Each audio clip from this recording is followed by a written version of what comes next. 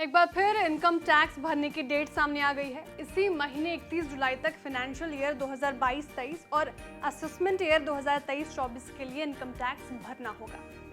अगर वक्त रहते आपने ये ITR फाइल नहीं किया है तो 5,000 रुपये तक जुर्माना भरना पड़ सकता है। अगर आपने भी अभी इनकम टैक्स नहीं भरा है तो परेशान होने की जरूरत नहीं है। इस रिपोर्ट में हम आपको बताने जा रहे हैं कि 10 मिनट में घर बैठे कैसे आप कर सकते हैं ITR फाइल। नमस्कार, आप देख रहे हैं बिस्तक और मैं हूं श्रेया ठाकुर। हर टैक्स पेयर के लिए ITR फाइल करना जरूरी है। वहीं अगर आप इनकम टैक्स के दायरे में नहीं भी आते हैं फिर भी आपको ITR फाइल करना चाहिए। इस बीच सैलरीड क्लास को अब कंपनी की ओर से ITR फाइलिंग के लिए फॉर्म 16 दिया जाता है। ऐसे में ITR फाइलिंग से पहले फॉर्म 16 और एनुअल इंफॉर्मेशन असेसमेंट में दिए गए डेटा का मिलान जरूर करें, जिससे ये पता लग सके कि आयकर विभाग को जो डेटा दिया जा रहा है वो एकदम सटीक है। अब हम आपको बताते हैं ITR फाइल करने का स्टेप बाय स्टेप प्रोसेस। इसके लिए सबसे पहले आपको ई फाइलिंग पोर्टल जो भी आपको स्क्रीन पर दिख रहा है उस पर जाएं। होम पेज पर ID और पासवर्ड से लॉगिन करें, फिर डैशबोर्ड पर ई फाइलिंग, उसके बाद आयकर रिटर्न दाखिल करें पर क्लिक कर दें।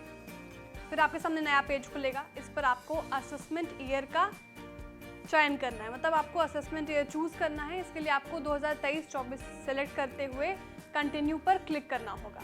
अब ऑनलाइन ITR फाइलिंग ऑप्शन को चुनना है और फिर टैक्सेबल आय और TDS के हिसाब से अपना ITR फॉर्म आपको चुनना होगा।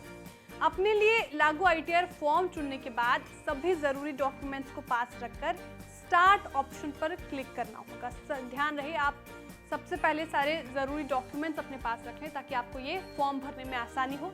अब स्क्रीन पर कुछ सवाल आएंगे, जो भी आप लागू करेंगे उसे चेक करके उस सवाल के जवाब दें और बॉक्स को मार्क करके कंटिन्यू पर क्लिक कर दें। फिर डॉक्यूमेंट्स के मुताबिक अपनी आय और कटौती का ब्यौरा अलग अलग सेक्शन में ध्यान से सावधानी से सही भर दें। अगर टैक्स लायबिलिटी का मामला है तो आपके दिए गए ब्यौरे के आधार पर टैक्स कैलकुलेशन का डिटेल दिखेगा।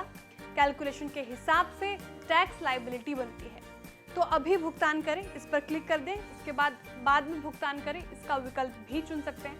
अगर कोई टैक्स लायबिलिटी नहीं बनती है तो फिर टैक्स चुकाने के बाद प्रीव्यू रिटर्न पर क्लिक करना होगा। इसके बाद प्रीव्यू और रिटर्न जमा करके डिक्लेरेशन चेक बॉक्स पर क्लिक करना होगा।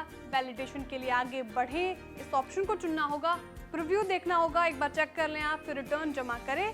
पेज पर वेरीफाई के लिए आगे बढ़ जाएं। रिटर्न को वेरीफाई और ई वेरीफाई करना बहुत ज़रूरी है। ई वेरीफाई पेज पर जिस ऑप्शन का आप इस्तेमाल कर आप ई सत्यापन करना चाहते हैं उसे चुनें और फिर कंटिन्यू पर क्लिक करें। एक बार जब आप रिटर्न को ई वेरीफाई करा लेते हैं तो फॉर्म की सफलतापूर्वक यानी सक्सेसफुली भर जाने की सूचना स्क्रीन पर दिखती है, सक्सेसफुली फिल्ड। उसके बाद ट्रांजैक्शन ID और एक्नॉलेजमेंट नंबर स्क्रीन पर मिलता है आपको, जिससे आप भविष्य में यानी फ्यूचर में अपने ITR फॉर्म का स्टेटस चेक कर सकते हैं कि आपने कब ITR फॉर्म भरा था। उसके बाद ई फाइलिंग पोर्टल पर आपको जो मोबाइल नंबर और ईमेल ID रजिस्टर्ड है उसमें फॉर्म भरे जाने का मैसेज भी आ जाएगा, कंफर्मेशन मिल जाएगा कि आपने ITR सफलतापूर्वक भर दिया है। फॉर्म 16 की बात करें तो कमाई की डिटेल्स के साथ साथ डिडक्शन के बारे में भी जिक्र रहता है इसमें, जिनके लिए टैक्स पेयर्स क्लेम कर सकते हैं। कर्मचारी को फॉर्म 16 में जिक्र की गई डिटेल्स को चेक करना होता है। उसे देखना होता है कि